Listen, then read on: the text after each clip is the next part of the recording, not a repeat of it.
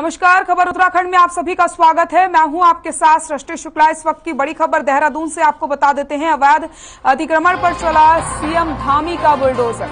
देहरादून में अवैध प्लॉटिंग का चल रहा था बड़ा खेल। गुप्ता बिल्डर्स के साथ देहरादून का नामी प्रॉपर्टी डीलर इसमें शामिल। अवैध प्लॉटिंग में आला अधिकारियों के जुड़े होने की भी संभावनाएं जताई जा रही हैं। भवन निर्माण कॉम्प्लेक्स निर्माण में नहीं कराया था नक्शा पास। जिलाधिकारी सोनिका सिंह मौके पर मौजूद। तो अवैध प्लॉटिंग में आला अधिकारियों के जुड़े होने की भी संभावनाएं यहां पर बनी हुई हैं।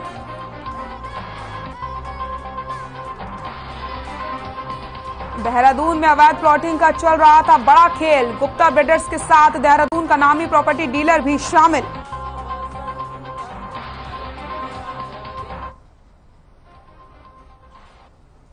बड़ी खबर आपको बता रहे हैं, जहां पर अवैध अतिक्रमण पर सीएम का बुलडोजर चला है। अवैध प्लॉटिंग का चल रहा था बड़ा खेल। अवैध अतिक्रमण पर चला सीएम धामी का बुलडोजर।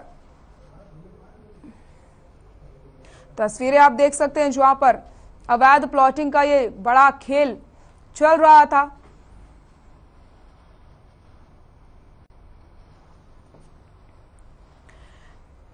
तो आपको बताते चले, यहां पर अतिक्रमण को लेकर बड़ी कार्रवाई की गई है। अवैध अतिक्रमण पर चला सीएम धामी का बुलडोजर।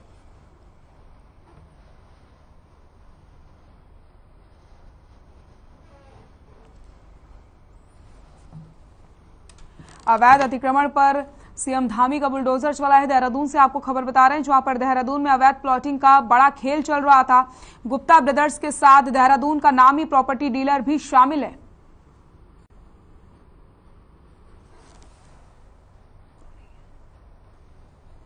तो गुप्ता ब्रदर्स के साथ देहरादून का नामी प्रॉपर्टी डीलर भी इसमें शामिल है।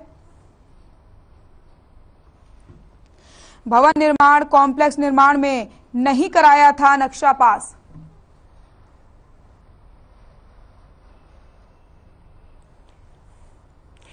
और इसी खबर पर ज्यादा जानकारी के लिए हमारे सहयोगी हिमांशु हमारे साथ जुड़ गए हैं। हिमांशु, अवैध अतिक्रमण पर सीएम का बुलडोजर चला है। अवैध प्लॉटिंग का ये बड़ा खेल यहां पर खेला जा रहा था, क्या कुछ जानकारी आपके पास? देखिए सृष्टि जी, राजधानी देहरादून के ये एक पॉश इलाका है कैनाल रोड पर ये प्लॉटिंग है। और साथ ही साथ ये मामला इसलिए भी आया है क्योंकि इसके ठीक बैक साइड में राजपुर रोड है और राजपुर रोड का मुख्य मार्ग उससे गुजरता है।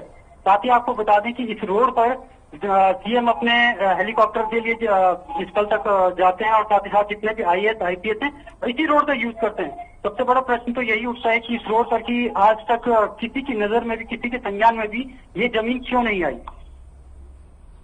बिल्कुल हिमांशु, यहाँ पर जिस तरीके से अवैध प्लॉटिंग में आला अधिकारियों के जुड़े होने की भी संभावनाएं जताई जा रही हैं, तो कहीं ना कहीं ये हम कह सकते हैं क्योंकि किसी की नजर नहीं पड़ना, इस तरीके से नजरअंदाज कर देना कहीं ना कहीं ये दर्शाता है कि आला अधिकारी इसमें जुड़े हुए थे। ये तो नहीं कहा जा सकता क्योंकि अभी जिला प्रशासन ने भी इस पर कुछ कहने से मना कर दिया है। जीएम का सिर्फ इतना कहना है कि एमडीडीए और राजस्व विभाग और जिला प्रशासन की तरफ से कार्रवाई की जा रही है और जो भी नियमानुसार आगे की कार्रवाई होगी उसे पूर्ण किया जाएगा। बिल्कुल हिमांशु, यहाँ पर गुप्ता ब्रदर्स के साथ देहरादून का नामी प्रॉपर्टी डीलर भी इसमें शामिल होना बताया जा रहा है, तो इसको लेकर क्या कुछ जानकारी आपके पास? अभी तक तो इसमें गुप्ता ब्रदर का नाम मुखर होकर नहीं आया है क्योंकि ये प्लॉटिंग पर लगभग 40-50 लोगों का नाम बताया जा रहा है कि मिलकर जमीन ली गई थी। साथ ही यहाँ पर एक मामला और भी आया है कि इस प्लॉट पर कम से कम 50 लाख रुपए की मिट्टी को बेच दिया गया है, जिससे राजस्व पर भी सवाल उठने लगे हैं कि राजस्व को क्या इस बारे में पता नहीं था। बहुत बहुत शुक्रिया हिमांशु आपका तमाम जानकारी के लिए। तो अवैध अतिक्रमण पर सीएम का बुलडोजर चला और यहाँ पर जो अवैध कई लोगों पर गाज गिरने की संभावना जताई जा रही है। फिलहाल यहाँ पर से कांवड़ यात्री आ रहे हैं, हमारे लिए देवतुल्य हैं और उनमें शिव का प्रतिरूप है। इसी को मद्देनजर रखते हुए उन्होंने भी कुछ दिन पहले चरण प्रक्षालन भी किया था। आज उनका निर्देश था कि जो भी कांवड़ यात्री आ रहे हैं उत्तराखंड बॉर्डर से यहाँ तक उनके सब मार्ग पर पुष्प वर्षा की जाए और उसी कड़ी में आज हम लोगों ने पुष्प वर्षा की है। पर पुष्प वर्षा की गई है कांवड़ियों पे, और ये एक अतिथि देवो भव की कल्पना के अनुसार एक स्वागत उनका किया गया है। डाक कांवड़ इस समय पूरे जोरों पर चल रही है। उम्मीद है कि सब कुछ सकुशल संपन्न होगा।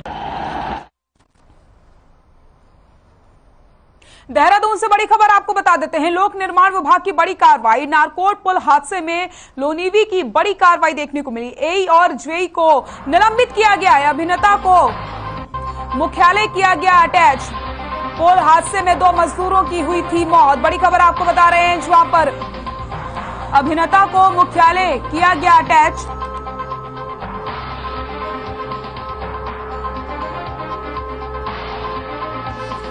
लोक निर्माण विभाग की बड़ी कार्रवाई। नारकोट पुल हादसे में लोनीवी की बड़ी कार्रवाई। देहरादून से बड़ी खबर आपकी टीवी स्क्रीन पर। अभिनेता को मुख्यालय किया गया अटैच। पुल हादसे में 2 मजदूरों की हुई थी मौत। एई और जेई को निलंबित किया गया है। नारकोट पुल हादसे में लोनीवी की बड़ी कार्रवाई। लोक निर्माण विभाग की बड़ी कार्रवाई अमल में लाई गई है। देहरादून से बड़ी खबर आपको बता रहे हैं, आपकी टीवी स्क्रीन पर इस वक्त की बड़ी खबर। एई और जेई को किया गया निलंबित। अभिनेता को मुख्यालय किया गया अटैच। पुल हादसे में 2 मजदूरों की मौत हो गई थी। लोक निर्माण विभाग की ये बड़ी कार्रवाई देखने को मिली।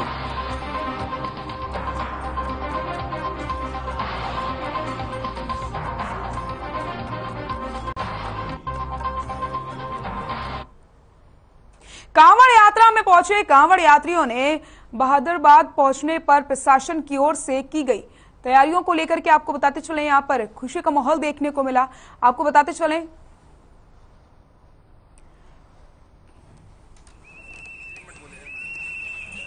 कांवड़ यात्रा में पहुंचे कांवड़ यात्रियों ने बहादुराबाद पहुंचने पर प्रशासन की ओर से की गई तैयारियों को लेकर बड़ा सवाल खड़ा कर दिया। आपको बता दें कि कांवड़ियों ने नाराजगी जाहिर करते हुए बताया कि उत्तराखंड के अंदर कांवड़ यात्रियों के लिए जितने दावे किए जा रहे थे वो सभी खोखले साबित हुए।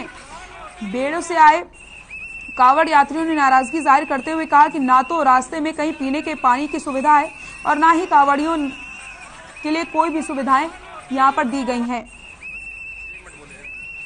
और यहां पर कांवड़ियों ने यह भी आरोप लगाया कि दुकानों पर नकली सामान बेचा जा रहा है। तो कांवड़ियों ने सरकार पर आरोप लगाया कांवड़ियों के लिए नहीं की गई कोई भी व्यवस्था।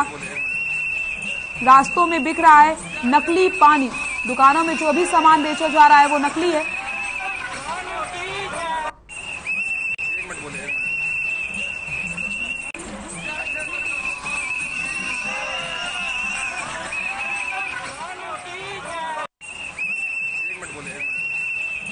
बिल्कुल बेकार, थर्ड क्लास। समस्या हर तरह की है, क्या समस्या नहीं है। शौचालय की समस्या है, पानी की समस्या है, खाने पीने की समस्या है, बैठने की समस्या है, क्या समस्या नहीं है आप बताओ। एक गुरुकुल कांगड़ी स्कूल है, उसके बाहर आगे मतलब कावड़िया बैठ गए तो उसने सारे कावड़िया उठा दिया। वहां से गाड़ी आ रही साहब की गाड़ी आ रही, क्या बात कह के। सूबे के पूर्व कैबिनेट मंत्री और कद्दावर नेता हरक सिंह रावत की मुश्किलें बढ़ चुकी हैं। आपको बताते चले, इस बार फिर से जमीन से जुड़े एक मामले को लेकर के उन पर फर्जीवाड़ा करके जमीन अपने परिचितों को नाम करवाने का आरोप लगा है, जिसके चलते इस हाई प्रोफाइल मामले की जांच सीबीआई से कराए जाने की मांग की गई। दरअसल आपको बताते चले कि जन संघर्ष मोर्चा की ओर से राज्यपाल को भेजे गए एक मांग पत्र में कद्दावर नेता हरक सिंह रावत द्वारा विकास नगर के पास शंकरपुर में स्थित जमीन के कागजातों में फर्जीवाड़ा करके करीब 107 बीघा जमीन हड़पने का आरोप लगाया गया। साथ ही इस प्रकरण की जांच सीबीआई से कराई जाने की मांग यहां पर की गई है। तो हरक सिंह रावत की जो मुश्किलें एक बार फिर से बढ़ती हुई नजर आ रही हैं, सीबीआई जांच की मांग की गई है। जो फर्जीवाड़ा सामने आया है, हरक सिंह रावत की बड़ी मुश्किलें।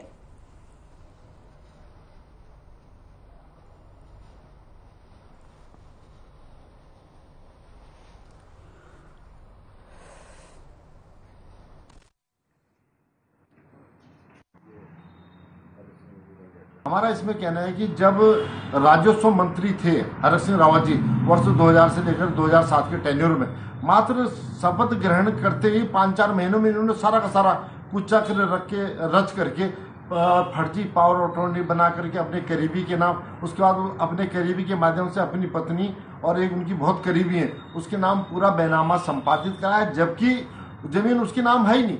फर्जी पावर ऑफ अटॉर्नी दिल्ली में बना। सीबीएसई बोर्ड की 12वीं की परीक्षा में टनकपुर के छात्र उत्कर्ष अग्रवाल ने 95.8% अंक प्राप्त करके टनकपुर क्षेत्र और जिले का नाम रोशन किया। आपको बता दें कि उत्कर्ष अग्रवाल ने अपने स्कूल में सीबीएसई बोर्ड की 12वीं की परीक्षा में 95.8% अंक के साथ पहला स्थान हासिल किया, तो वहीं जिले में उन्होंने तीसरा स्थान हासिल करके क्षेत्र और जिले का नाम रोशन किया। उत्कर्ष अग्रवाल के पिता राजेश अग्रवाल व्यवसायी हैं, जबकि मां शेफाली अग्रवाल खटीमा के एक निजी स्कूल में टीचर हैं।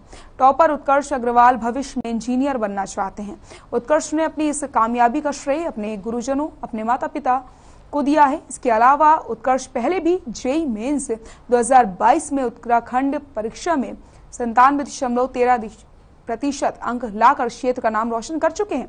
उत्कर्ष के पिता राजेश अग्रवाल और माता शेफाली अग्रवाल ने अपने बेटे की सफलता पर खुशी का इजहार करते हुए बेटे को मिठाई खिलाते हुए उज्जवल भविष्य की कामना करी है। तो सीबीएसई बोर्ड के नतीजे घोषित हो चुके हैं। ऐसे में उत्कर्ष ने सभी का नाम रोशन कर दिया है, अपने माता पिता का नाम उन्होंने रोशन किया। चंपावत में तीसरा स्थान हासिल किया है और ऐसे में उनके माता पिता ने भी खुशी का इजहार किया। खुशी जाहिर करते हुए उन्होंने बधाई दी है अपने बेटे को, मिठाई खिला करके बधाई देते हुए उनके माता पिता, आपको तस्वीरें हम दिखा रहे हैं।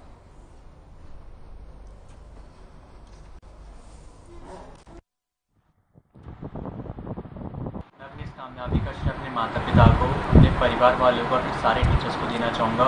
वो नहीं होते तो मैं इस कामयाबी को नहीं पा पाता और मैं आगे इंजीनियर बनना चाहता हूँ। इसके लिए मैंने जेईई मेंस का एग्ज़ाम भी दिया था, जिसके रिज़ल्ट मेरा 97.13% आई है। मुझे उम्मीद है कि मुझे बहुत अच्छा कॉलेज मिलेगा और मैं बहुत ज़्यादा कामयाब होगा।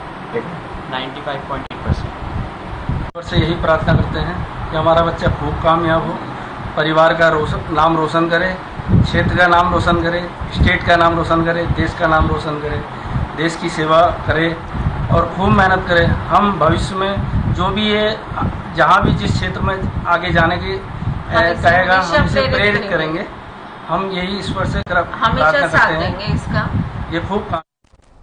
खबर श्रीनगर से है, जहां 13 जुलाई की रात एक युवती लापता हो गई। 14 जुलाई को युवती की मां ने श्रीकोट पुलिस चौकी में गुमशुदगी की दर्ज कराई। वहीं 13 जुलाई की रात घसिया महादेव में एक बाइक चोरी हो गई। पुलिस ने मामले की छानबीन की तो दोनों घटनाएं एक दूसरे से जुड़ी हुई मिली। सीसीटीवी की रिकॉर्डिंग और मोबाइल फोन की लोकेशन के आधार पर गुमशुदा युवती और युवक एक साथ मिले। इसके आधार पर ये पुष्टि हो गई है कि बाइक चुराने वाला ही युवती को लेकर भागा है। वहीं पुलिस ने कार्रवाई करते हुए आरोपी युवक को गिरफ्तार करके आगे की कार्रवाई शुरू कर दी है।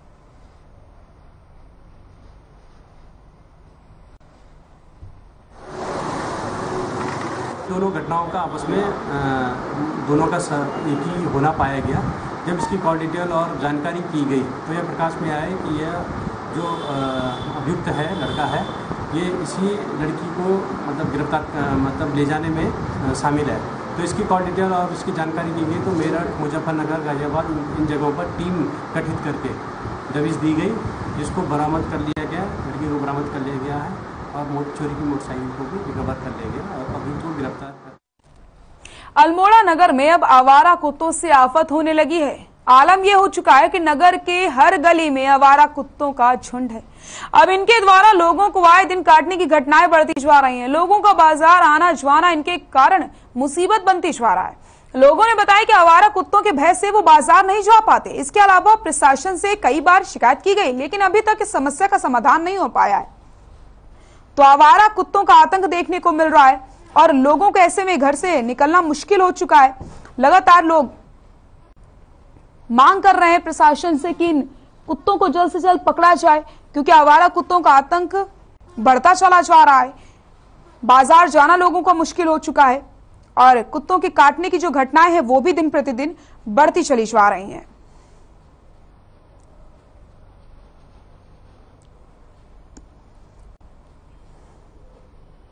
तो तस्वीरें आप देख सकते हैं, जहां पर हर गली में आपको इसी तरीके से कुत्तों का झुंड देखने को मिल जाएगा।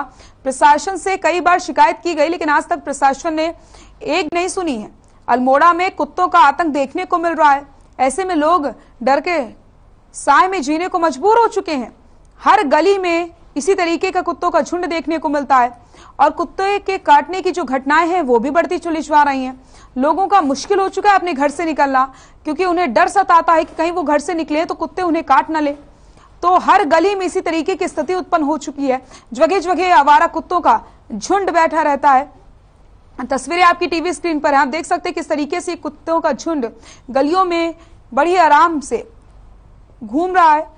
तो आने जाने वालों को परेशानियां होती हैं, क्योंकि उन्हें डर रहता है कि कभी भी ये कुत्ते उन पर हमला कर सकते हैं।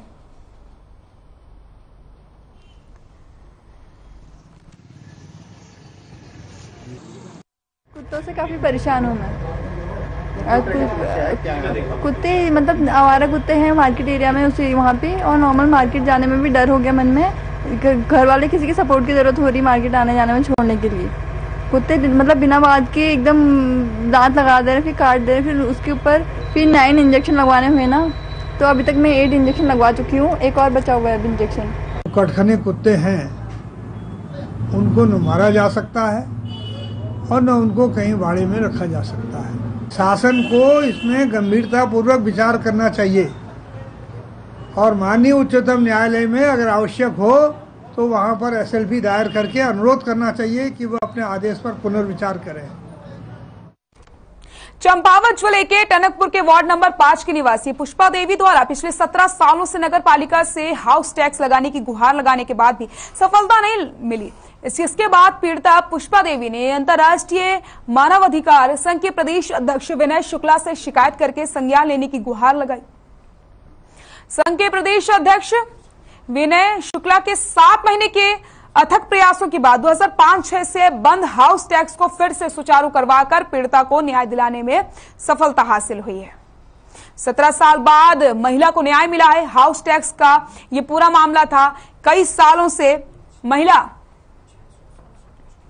चक्कर लगा रही थी, लेकिन फिलहाल एक लंबे अरसे के बाद महिला को न्याय मिल चुका है।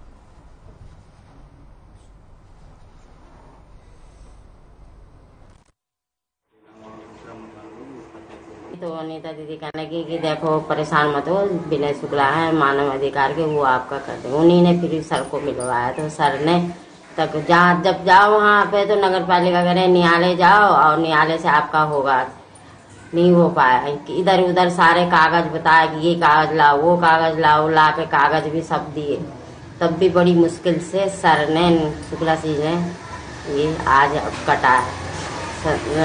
सन 2006 से अब तक नहीं कटा था, अब कट गया। उनका हाउस टैक्स काटना बंद कर दिया। ऑफिशियली टेक्निकली कुछ प्रॉब्लम्स थी जो काफ़ी समय से परेशान थी, और वो जहाँ कहीं भी जाती थी उसको यही कहा जाता था कि आप कोर्ट के जरिए करवाइए। फिर उनका पूरे दस्तावेजों का अवलोकन करने के उपरांत हमारे द्वारा पत्राचार किया गया और विभिन्न अधिकारियों से संपर्क किया गया। संपर्क स्थापित करने के बाद और जो वर्तमान चेयरमैन है उनका भी सहयोग रहा।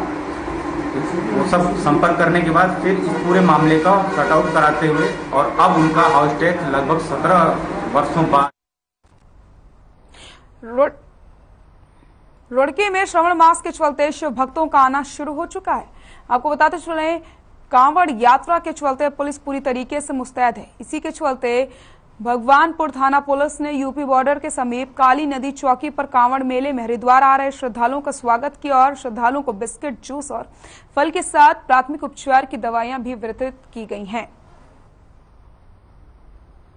पुलिस ने कांवड़ियों का स्वागत किया है। फल, बिस्किट और दवाइयां दे करके उनका स्वागत किया गया है। तस्वीरें आप देख सकते हैं जहां पर किस तरीके से रुड़की में कांवड़ियों का स्वागत हुआ है। पुलिस ने इनका जोरदार स्वागत किया। साफ तौर पर कह दिया गया था इस बार की कांवड़ियों को किसी प्रकार की कोई परेशानी नहीं होने दी जाएगी। जो भी कांवड़िए आएंगे उनका जोरदार स्वागत होगा, उनकी सेफ्टी का ख्याल रखा जाएगा, उन्हें किसी भी परेशानी का सामना नहीं करना पड़ेगा। तो बिल्कुल वैसी ही तस्वीरें देखने को मिल रही हैं।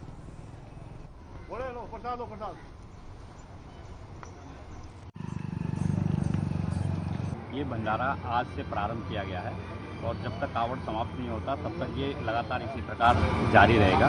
बल्कि इसमें कुछ और इम्प्रूवमेंट भी करते रहेंगे, कुछ नई चीज़ें और सम्मिलित करते रहेंगे। हमारा मकसद है जो कावड़िया यहाँ उत्तराखंड से जाए वो खुश हो। कांवड़ मेले में शिव भक्तों की संख्या लगातार बढ़ती जा रही है। लाखों की संख्या में कांवड़िया गंगा जल लेकर के अपने गंतव्य को लौट रहे हैं।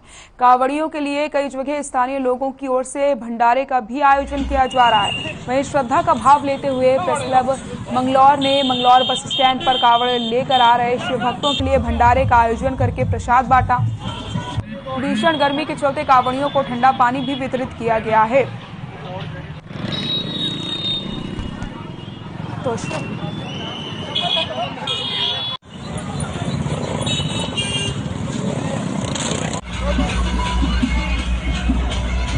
मैं हिंदू भी हूँ, मुसलमान भी, सिख भी और ईसाई भी हूँ, क्योंकि मैं एक पत्रकार हूँ।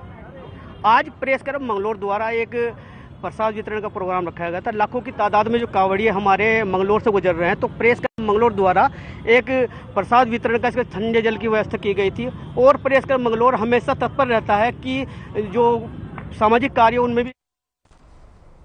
विदेशों में उगने वाला ड्रैगन फ्रूट अब उत्तराखंड के पहाड़ी जनपदों में भी देखने को मिलेगा। उत्तराखंड उद्यान विभाग ने श्रीनगर में ड्रैगन फ्रूट की खेती पायलट प्रोजेक्ट के तौर पर शुरू की है, जिसके तहत श्रीनगर स्थित विभाग की नर्सरी में 3.5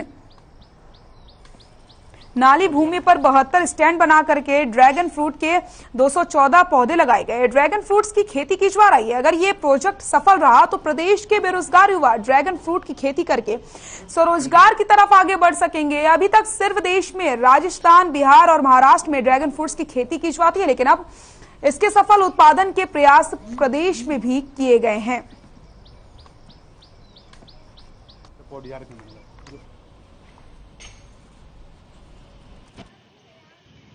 सफल होता है तो ये यहाँ के युवाओं के लिए बहुत ही अच्छा रोजगार का एक साधन बन सकता है, क्योंकि मेरे हिसाब से ये मार्केट में भी काफ़ी अच्छे दामों पे बिकता है और इसकी जो मार्केटिंग की डिमांड है वो बहुत ज़्यादा है।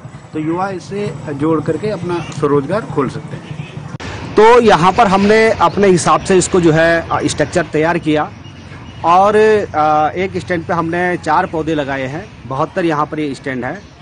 अब एक्चुअल में क्या है कि ये 0 फाइट पौधा है, यानी कि मरुस्थलीय पौधा है, जिसको पानी की बहुत कम आवश्यकता पड़ती है। और अगर ये यहाँ पर सफल रूप से इसका अगर, क्योंकि ये काफ़ी राजस्थान में जैसे बहुत ज़्यादा टेम्परेचर चले जाता है और रेत जो है गर्मियों में क्या है कि तपती है, तो उसका टेम्परेचर और भी ज़्यादा होता है और कम पानी राजस्थान में होता है, लेकिन वहाँ पर भी इसकी सफल। खबर देहरादून से। इसमें एथलीट शार्दुल शर्मा ने नया रिकॉर्ड कायम किया है। शार्दुल शर्मा दुनिया की सबसे कठिन रैली द रेड बुल रोमानियाक्स में हिस्सा लेने वाले पहले भारतीय बने हैं। इस रैली को दुनिया की सबसे कठिन एंड्यूरो रैली के तौर पर मान्यता प्राप्त है। इस रैली का 26 जुलाई से आगाज हो जाएगा। 28 साल के एथलीट शार्दुल शर्मा पेशेवर तरीके से इस खेल को अपनाने वाले सबसे कम उम्र के भारतीय राइडर्स में से एक हैं। इस साल इस रैली में 60 देशों के प्रतिभागियों ने हिस्सा लिया है।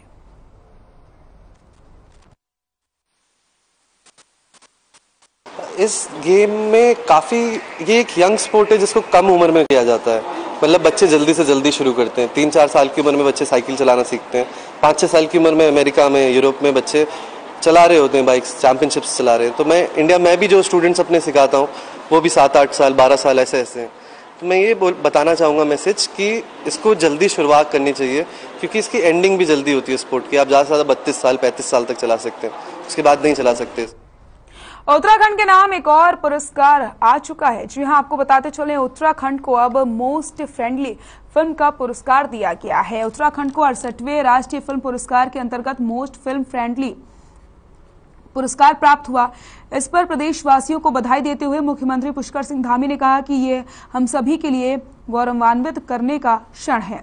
मुख्यमंत्री ने कहा कि प्रदेश सरकार ने फिल्म निर्माण को लेकर निर्माताओं को हर संभव सुविधा उपलब्ध कराने के दृष्टिगत राज्य में जो फिल्म नीति बनाई है वो कारगर साबित हुई है। गौरतलब है कि इससे पहले भी अनेक बार उत्तराखंड को फिल्म फ्रेंडली स्टेट का अवार्ड मिल चुका है।